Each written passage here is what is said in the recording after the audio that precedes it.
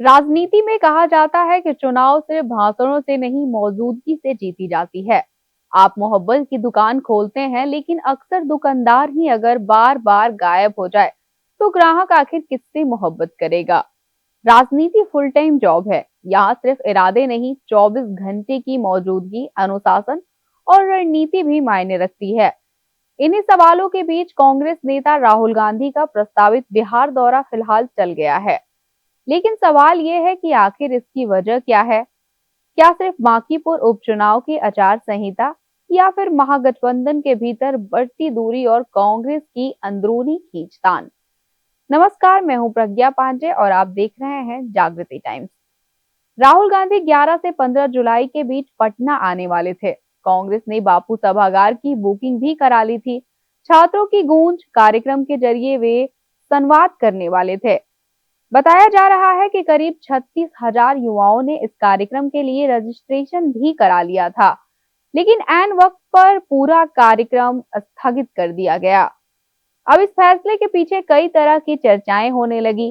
पहली वजह बताई जा रही है कि बांकीपुर विधानसभा उपचुनाव हो सकता है। राहुल गांधी जिन इलाकों में जाने वाले थे, उनमें सबसे बड़ा हिस्सा इसी विधानसभा क्षेत्र में आता है। ऐसे में चुनाव आचार संहिता और राजनीतिक विवाद से बचने के लिए कार्यक्रम चलने की बात कही जा रही है। लेकिन सियासी गलियारों में सिर्फ यही चर्चा नहीं है। बांकीपुर सीट पर कांग्रेस चाहती थी कि महागठबंधन जनसुराज के उम्मीदवार का समर्थन करे, लेकिन राजद ने अपना प्रत्याशी उतार दिया। इसके बाद दोनों दलों के रिश्तों में खटास की चर्चाएं भी तेज हो गईं। सवाल उठने लगे कि क्या राहुल गांधी ने इसी वजह से बिहार आने से दूरी बनाई।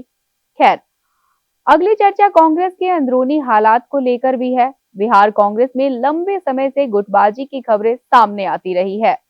प्रदेश नेतृत्व, संगठन और बड़े नेताओं के बीच मतभेद किसी से छिपे नहीं हैं। ऐसे में राहुल गांधी के कार्यक्रम की जिम्मेदारी और रणनीति को लेकर भी असहमति की बातें सामने आ रही है।